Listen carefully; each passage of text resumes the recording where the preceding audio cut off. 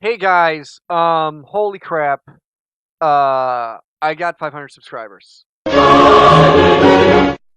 But what's crazy is kind of how it happened. So I went to bed last night with like 430 subscribers.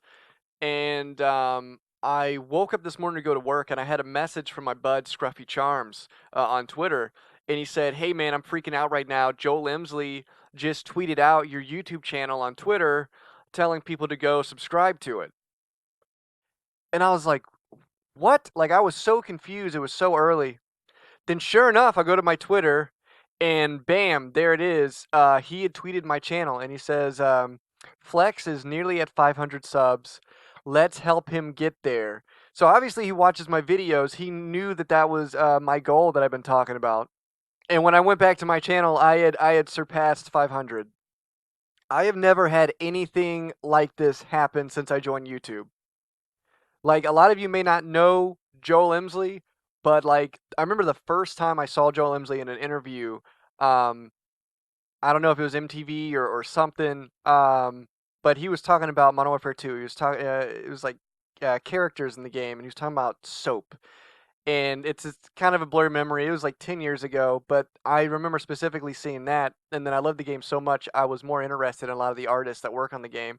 And I saw a lot of Joel's work. And then he went to Respawn, and I was like a little upset, but then like I really liked the stuff he created. Like, not even just game wise, like looking at the models and designing that he was doing. Um, like Titanfall was not like one of my favorite games, but the creativity in the artwork, I can definitely appreciate and respect, and kept me interested.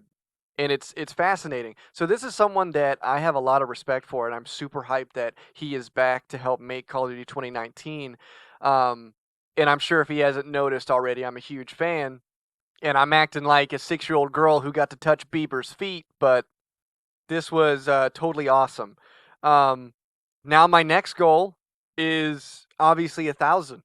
That is my next goal, and I'm more confident now than ever that I can meet that goal and beyond. You guys are so supportive. I've seen your comments. You guys are awesome. You guys are interacting, and you're also keeping the conversation going. That's what I love the most, is seeing people talking back and forth about the game, and talking about things they found. People, send me stuff that they found, and I really appreciate it. It helps me out, and then whatever you find, I put out, I give you a shout out, and that information helps the community. Like, I want a community around my channel, that's around Call of Duty. You know, at least for Modern Warfare 4. But enough about that. I do have some info in this video, believe it or not.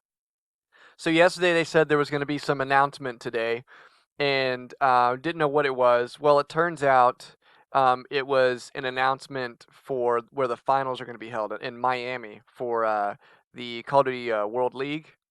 And this was pointed out to me by Yo at Paint Rest.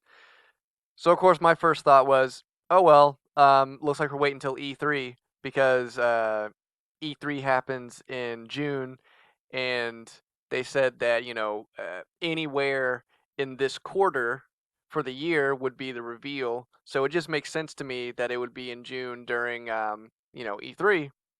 But then Christian at Armed Rivals tweeted this at me and pointed out, Tom from Eurogamer says we will still get the reveal in May. And here's the whole context of his tweet. Um, FPS Veteran says, "Hey Tom, can you tell us when Modern Warfare 4?" He put that in quotation because that's how Tom worded it in his secret coding in his last article hinting at Modern Warfare 4. Can you tell us when Modern Warfare 4 will be revealed? Is the reveal really in June? It's so late. And Tom replied, "It's obviously not called that, spelled WARFAIR 4. Um, he says it's obviously not called that, but no, you won't have to wait till June." And again, I know people are gonna be like, "Well, what's the credibility of this guy? He doesn't work at Infinity Ward." Here's the thing: the way they get a lot of advertising out is by communicating with journalists and like game news companies. before their game is released, leading up to it. And they will have like legit articles prepared for the moment the game is announced and revealed. And at that moment, they will release the articles they spent however long making, because it helps the journalists and the news organization they work with, and it's also advertising for said game. So Activision is communicating with places like Eurogamer, and Tom Phillips, he knows when the game is coming out. He already knows what he's probably going to be writing about the game after the reveal. So in the end, what does this mean for us? It means for the next 4 weeks, we need to keep our eyes open. Thank God it's not going to be until, E3 till we get a trailer or a teaser. I mean, by all means, I hope that they save E3 for the multiplayer reveal and teaser. But I mean, that is good news. We're not going to be waiting another month like we all suspected. We have some kind of deadline, which is, the end of May. So just buckle up and know that I'm going to be ready as soon as it drops to make a video on it and dig as deep as I can into any info I can get out of it. Again, thank you guys so much.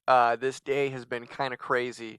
Keep the support coming, keep the conversation going, keep talking to one another, keep the community friendly, and I'll catch you guys next time.